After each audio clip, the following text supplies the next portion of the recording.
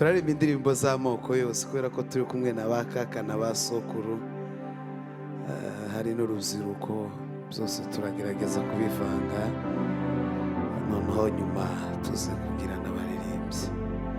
Turanezerewe kuba hano, turanezerewe kubw'ikaze. Imana ibaho umugisha.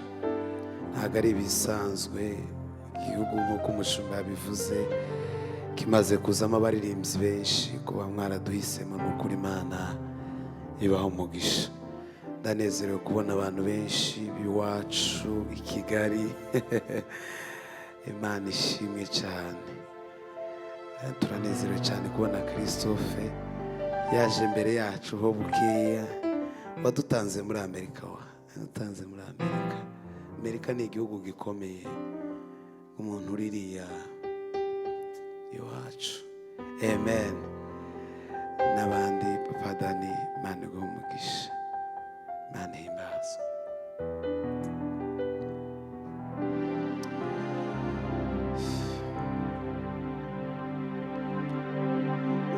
Waliamini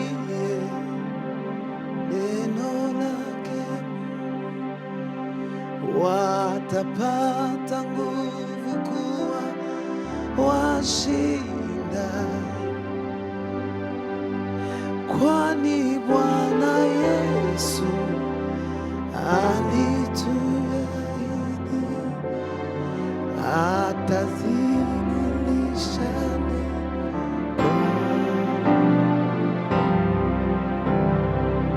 shinda, shinda, shinda nguvu yako,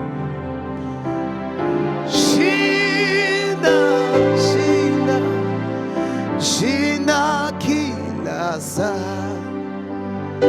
Mungu anatupa nguvu ya kushinda. Tumutii Yesu nasi tutashinda. Bwana sifiwe sana. Noneho twegerane mu mitima, gira twumva Imana. Narasenze, mwene data yarasenze, Imana duhe ibyo tugomba kuririmba, ariko hari ijambo umukozi Imana avuze hano, numva playlist yanjye irahindutse. Yavuze ngo se gituma tutaza dupostinga ibyiza bazavugira hano tugapostinga ibibi, kandi byose ari ugupostinga. Ugira neza tukwemerwa. Uku nguku mu ikanisa haba ba agent ba shitani, kandi nabo ntibabizi ko ari bo. Kandi iki kintu kireze, tekinoloji ni nziza, ariko uzarangariza mukorera igitangaza. Amen. Haleluya. Kira kintu catumye hindura twe. Kati shida kali tuwe naoda, Mungu ndiye nguvu yetu ya ajabu. Tuamini neno kwa ishara, tafuatana na shinda, shinda, shinda nguvu ya kushinda. Shinda, shinda, shinda kila saa. Mungu anatupa nguvu ya kushinda. Tumutie Yesu nasi tutashinda.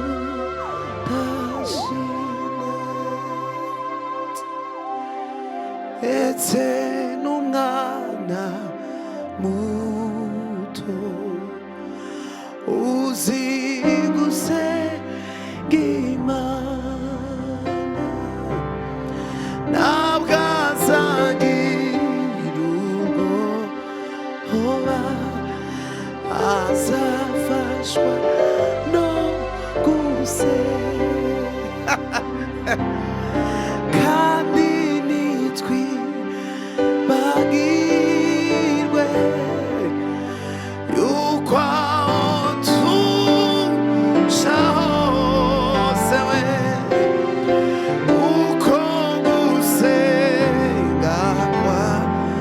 kwacu kugera ku Mana kandi nitwi bagirwe yuko aho tuja hose uko gusenga kwawe haleluya kugera ku Mana twoza muri biganza haleluya usenga kwacu kugera ku Mana data.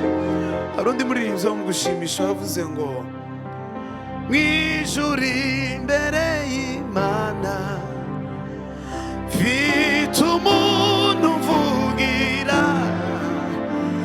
n'umukuru w'abatambyi kandi yitwa Rukundo we Mana yuko izina ryaje we riri ku mutima we ubwamvugirana nkazi wamunyiruka naho ubwamvugirana nkazi wamunyiruka naho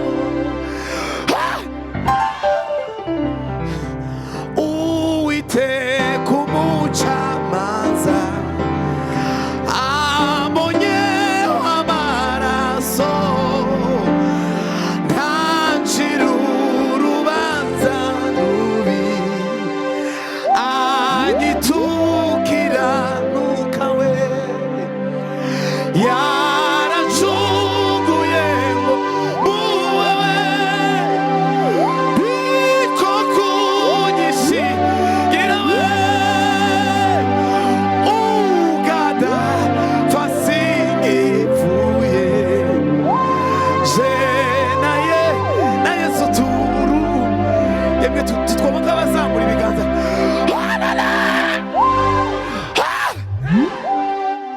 Satani yanyibukije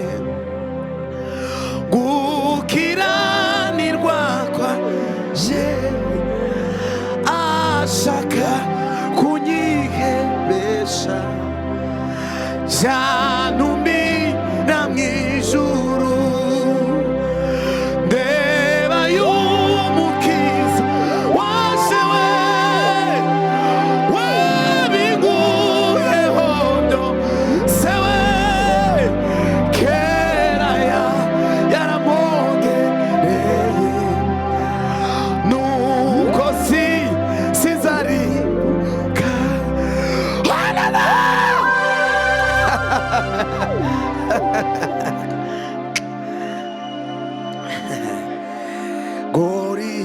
Gorigota ku giti niho Yesu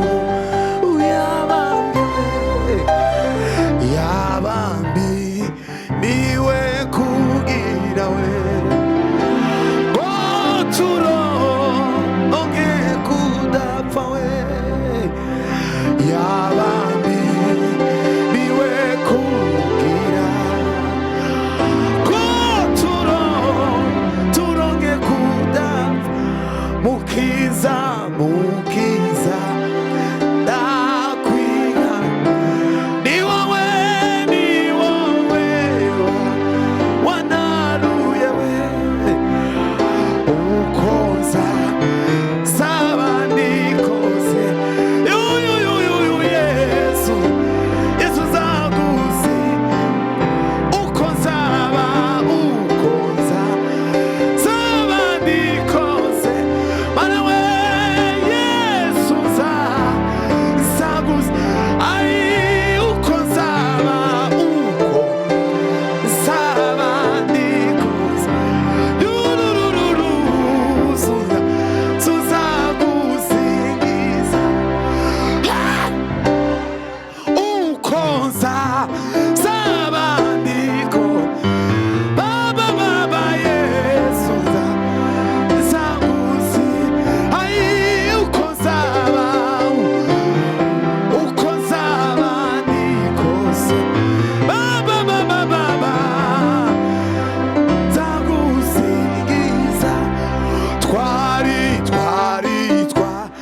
twararuhijwe twiganyira twiganyi none yemwe none turarutse Yesu n'ubukiriro anihimbazwe we anihimbazwe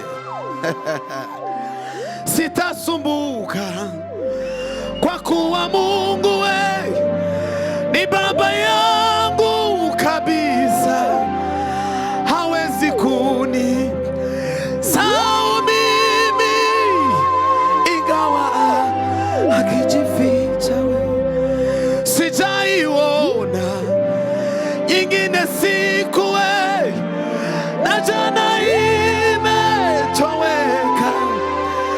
na leo Mungu anazijua hitaji zote ninazo, maua yote anayavika na ndege wote wanga wanapokea chakula chao pasiposha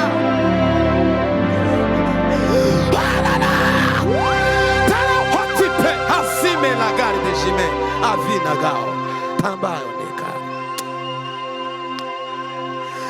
mbese na kwituriki mbese na kugereranya nande imirimo y'intoke zawe iranangaza, wampaye umwuka mpumeka ku buntu, umpaga akiza kawe ku buntu, ndagukunda nza gukorera ndakuririmbira ishimwe akirindiri ndirimbo mwami wawe ikube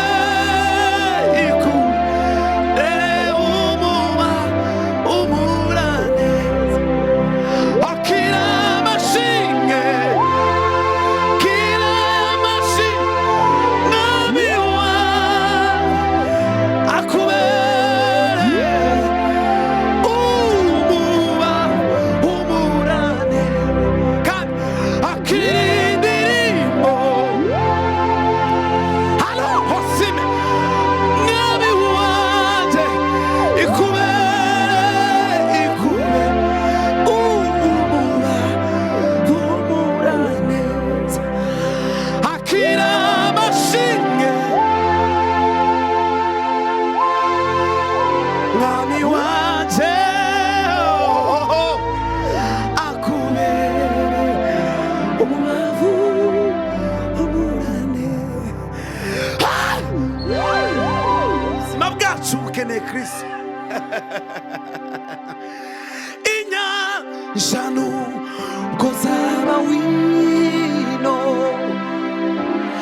ijuru rikaba impapuro, Yesu mwana wa ibyatsi bikaba uducumu tw'abanditsi bigashirwaho urukundo rwawe. Yesu ndagushima turirimbane. Yesu ndagushima, haleluya.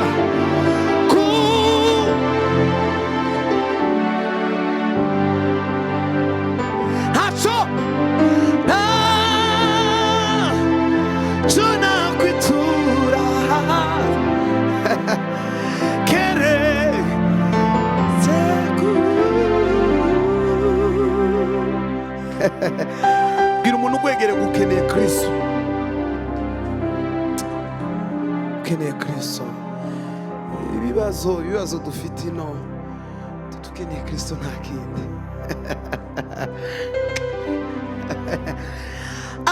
Amaraso ya Yesu yakoze ikintu gikomeye n'isi yabizera.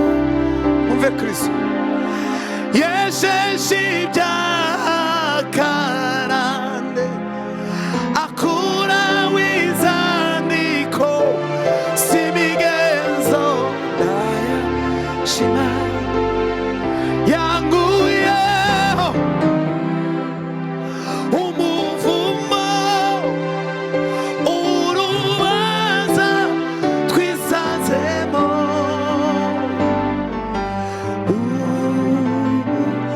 turaba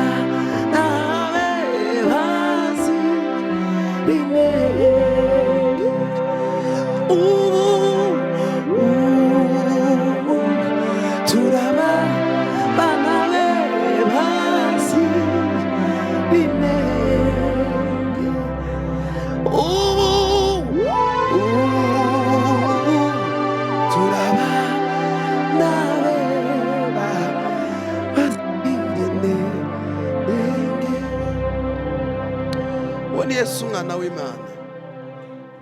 Bwana asifiwe. Yesu mwana w'Imana.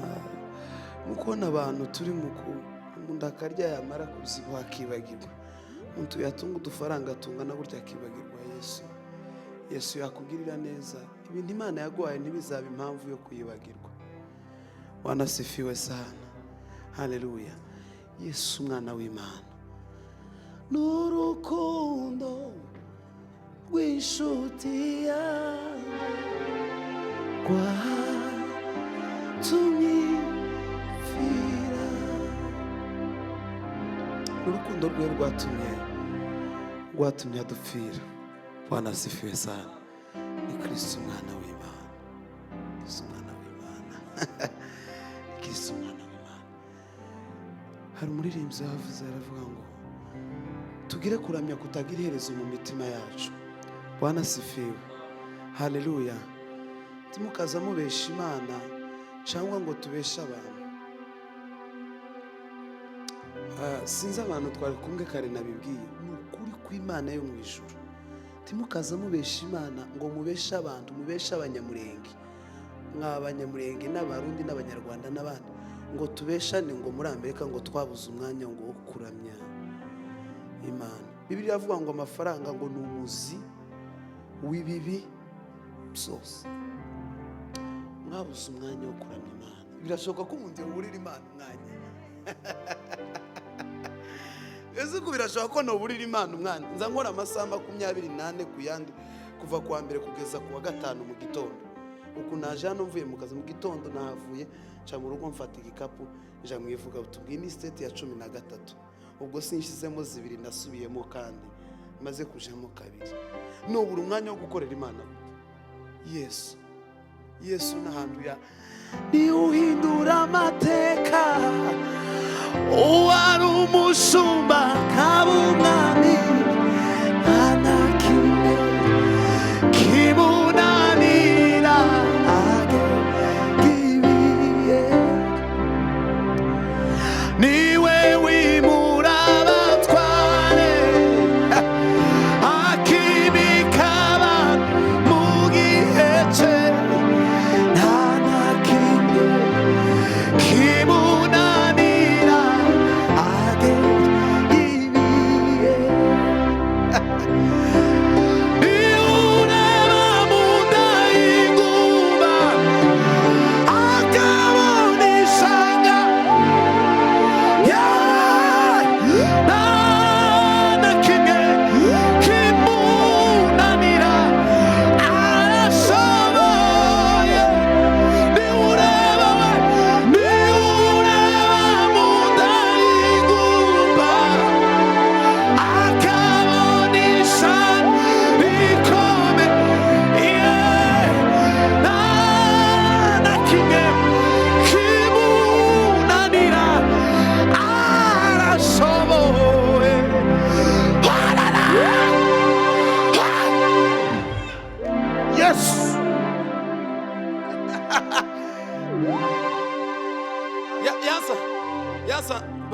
Yansanze ndi umushumba w'ihene mwe mwaragiye inka nabwo zanyu.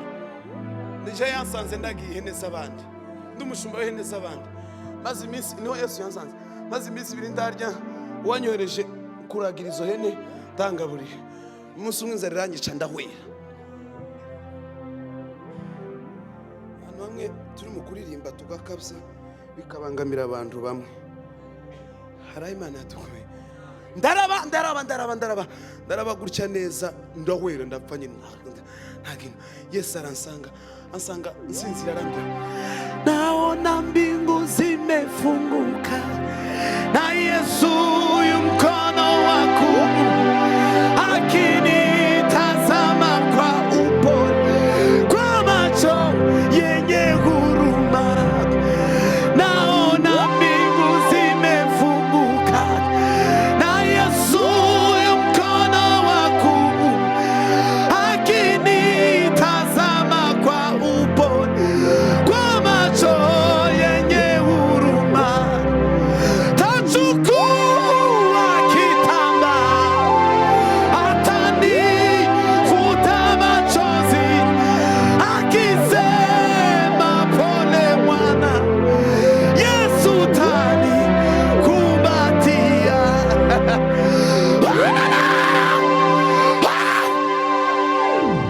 Tabu zangu zikiisha nitamwona Bwana wangu akinikaribisha kule. Karibu upumzike. Bwana sifiwe sana. Ni Imbaraga sansangi yongi y'ikuzimu ankureyo nishikuno numenya uturimi dutatu icyongereza n'igifaransa n'urundi wenda nzanumva hari n'abazi n'Igisipanish nibo benshi nabonye babiri iwacu. Ugakorera ifaranga nyinshi tumodoka tungahe mundu y'amasara. Kubaho kwinshi kwa Yesu muri wowe kuza gutuma urushaho uwepo wake maishani mwangu. Sambra pia umenifanya mimi mnyenyekevu na kwake mimi najisikia wewe na tena napumzika.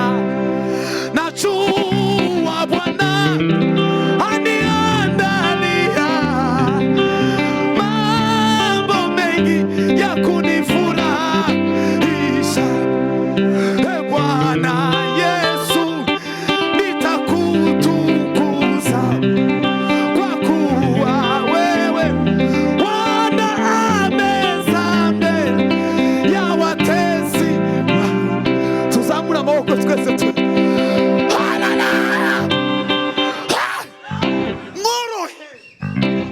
Imana yatuzanye no gukora umurimo wayo. Aba bene wacu nibo batuzaniye ubutumwa ngo babushitsira bagaruke barabunanirwa. Imana iratuzana kugira ngo nabo batumburuke. Mwana ngo tumburuka mwana w'ingoko. Batumburuke. Bamenye Kristo. Amen. Nasinya amasezerano n'Imana yo mwishura. Kere kugafata imbuga itukande mukanyica nibwo no kwiyi mikrofone. Kere kuka takiri yangize umugabo pase. Yangize umugabo. Niba hari ikimana ku buzima hagarara ku musozi n'ukuri izo bishe. Muhumure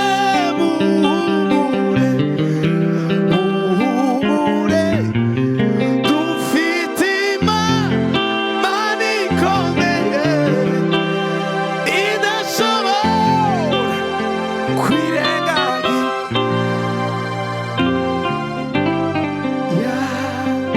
Yabera ni Yesu. Bwana asifiwe. Haleluya, haleluya, haleluya. Turabinginga kubw'imbabazi z'Imana mugaruke mu nzu y'Imana. Mugaruke mu nzu y'Imana. Curanga sebeni nirangira nibwo turi buje muri cya gipindi cy'abaririmbyi nk'izindi zingahe. Amasaha yagiye. Tuze gutambira Imana. Amen. Ndamukiriza umuntu kwegera umbwiye ati garuka nyabona. Ndabizi kuri nariko garuka.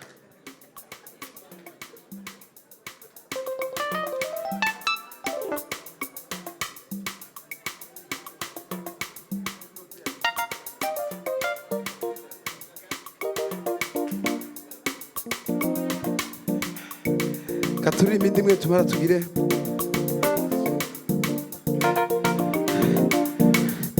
umpa umuziki wa umpa umuziki.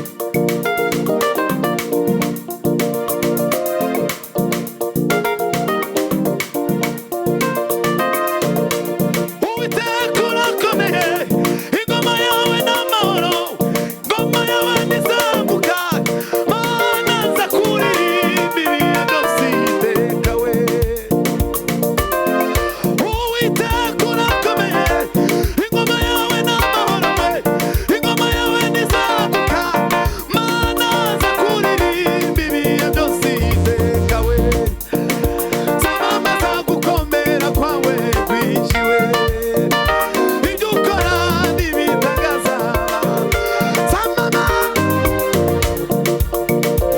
Mana we, ibyo ukora.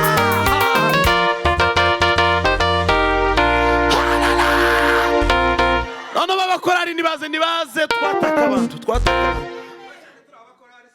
muze turirimbe.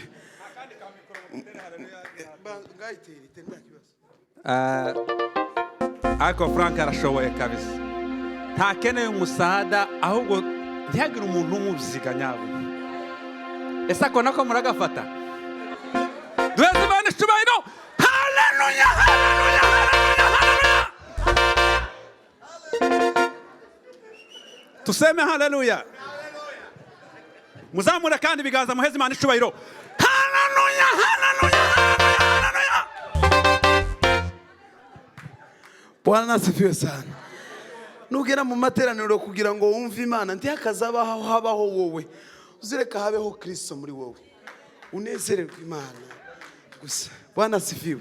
Abantu banezerwe bumve Imana. Tuzamure umuziki kabisa. Nda kintu na kimwe dusigino, nta kintu na kimwe dusigino. Siko bimeze. Ngacuranga papa, buri wese aririmbe. Mudufungurire zino mikrofone wa. Yes.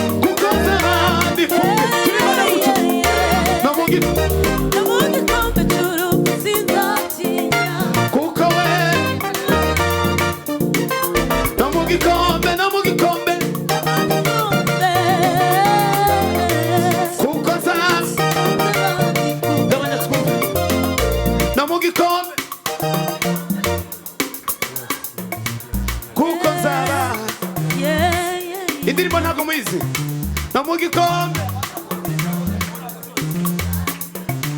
kuko nzaba Mana umugisha twongere tuzamure amajwi no mu gikombe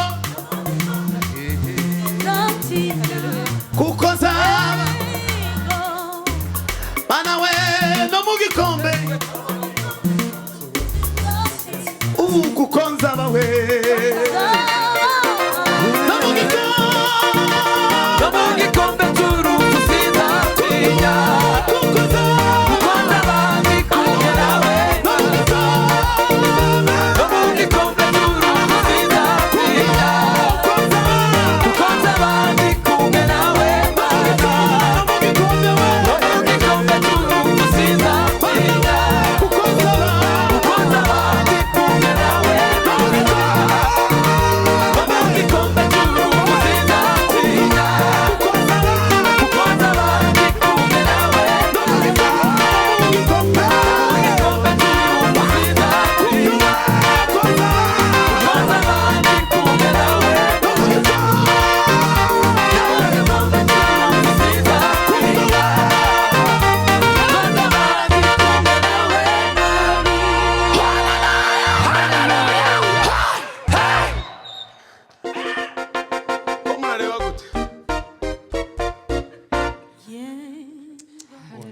Banasifiwe.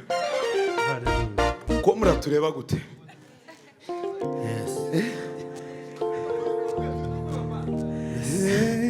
Yemerera mvuga ijambo rimwe uzahoraho Imana yaje yemerera nongere mvuge ko mu byitwa Imana byose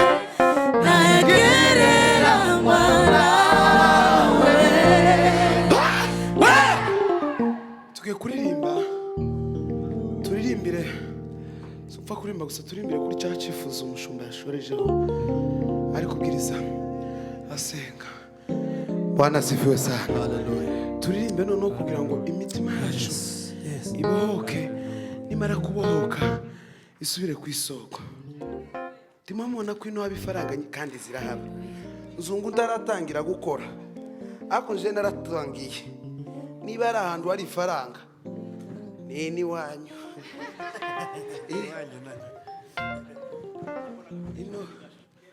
Imana guhumugisha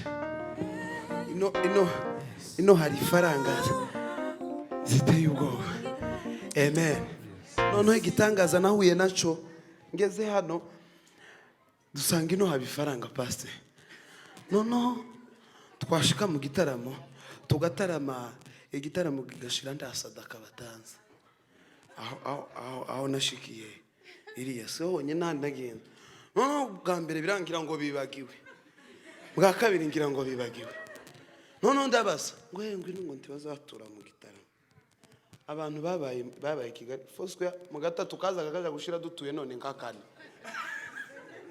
kandi tukabikorana umutima mwiza twaturira Imana ikaduha ubushobozi bwo kubaho muri kiriya gihugu Bwana asifiwe haleluya haleluya no wenda usibye nk'abasaza n'abakecuru badafite imbaraga nk'umuntu w'umusore cyangwa w'umukobwa twaturirimba ameze gutya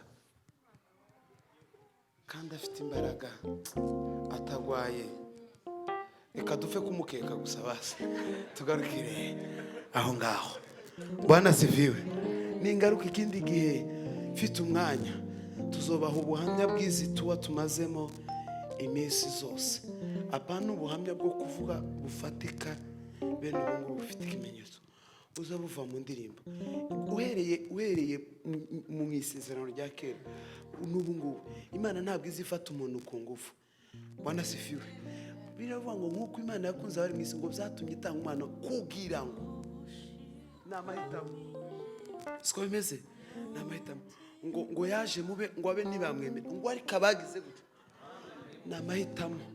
namahitamo yawe shoranga papa subizamo sebeni no ya note yayo igize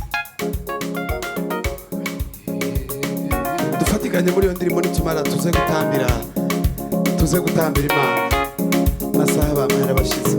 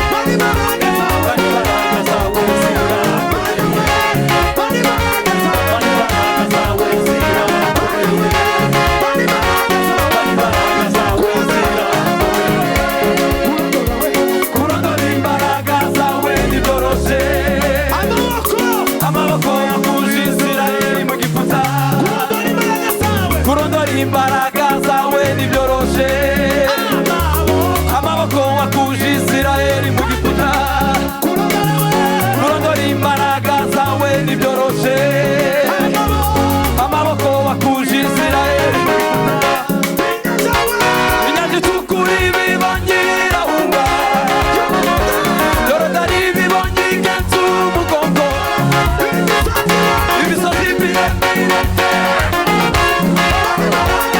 imbaraga zawe zirakomeye imbaraga zawe zirakomeye imbaraga zawe zirakomeye. Haleluya. Tugiye gutanga ifaranga. Ndazikunda. Ubana mbabwira. Amen. Tugomba gushigira ivugabutumwa. Yego. Abana bakoze Imana. Haleluya. Jewe giye onezerewe nanjye ndashaka gukora ku ifaranga nyine. Amen. Bwira kora ku mufuka gutya. Dukora ku mufuka. Amen. Amen. Haleluya. Ko zirandya nanjye pastor.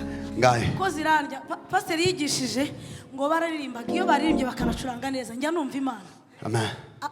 Undi mu conducteur ngo yaridingaga ngo abantu batangaga ifaranga abandi bakaryama hasi mukora uko mushobojwe n'ubure na kimwe ndaba nanze amadolari 100 kuri ubu namuha bizajya kugereje. Haleluya. Bizajya kugereje natanze n'ayandi. Watanze agahe kade? Amadolari 100. Amadolari 100. Noe. Gwina. Amadolari 100. Umwandika amadolari 100. Shira amadolari 100 aho ngaho. Ninde wandika? Kurandika. Bwana sifiwe.